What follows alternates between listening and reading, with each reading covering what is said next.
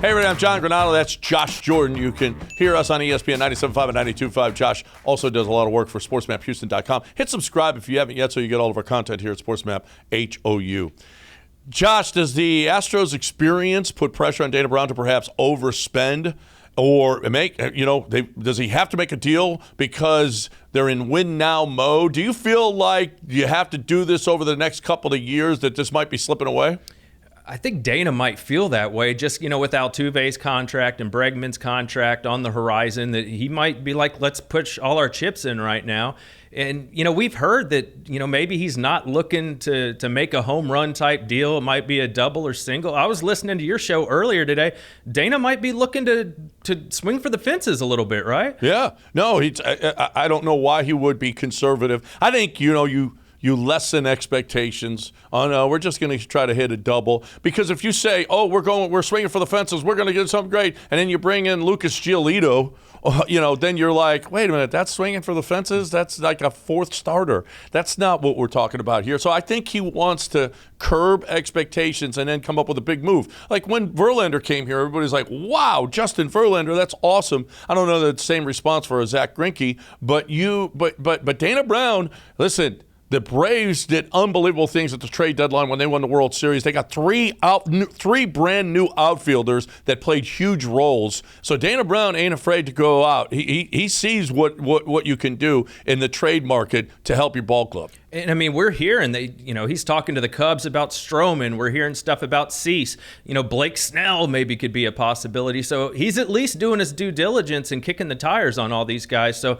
I think they need something like that. Unless Urquidy can come back and just be terrific, I think they need another high leverage starter. Hey, the Rangers are looking tough to catch, but do you have to? We'll talk about that in a second. But first, I want to talk about Coors Light. Cold, clean, crisp, refreshing Coors Light. Make sure that you got them in your fridge for when your buddies come over, that you guys can sit around and you can have a beer, you can watch a game, play pool, whatever it is that you're doing. If you play hacky sack, you play frisbee, I don't care what it is. You need a cold, clean, crisp, refreshing Coors Light. It's hot out there, so you need to keep your state chill. You may be watching, and I don't know where you're watching. I know I'm doing my part to keep Texas chill. You do your part, wherever you are, to keep your state chill with cold, clean, crisp, refreshing Coors Light. Joe George, who is the producer and sometimes co-host of our midday show, he compared the Astros to LeBron or Tom Brady. Doesn't matter where you're seated. You don't have to win the division. Just get in. And you know what? I think I agree with him.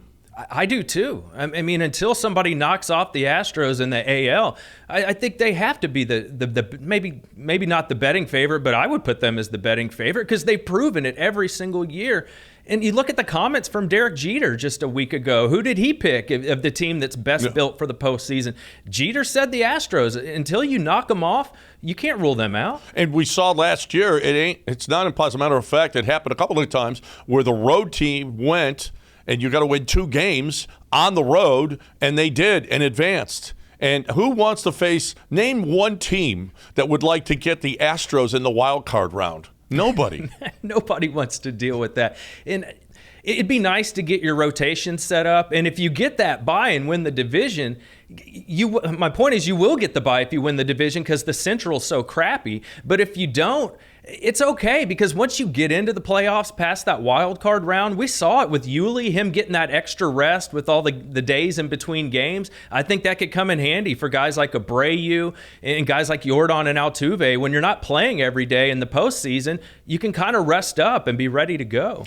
Yeah, absolutely. So here's the deal is just get healthy. Yeah. I think, we'll see what Dana Brown does at the trade deadline, but you get Yordan back, you get Altuve back. I'm not counting on Brantley, but if you possibly do, if Urquidy comes back and looks good, bring whoever you do in the trade. You play Yiner on a regular basis. You're playing McCormick now every day because you have to. You have no choice in that matter. I mean, I think the Astros are still.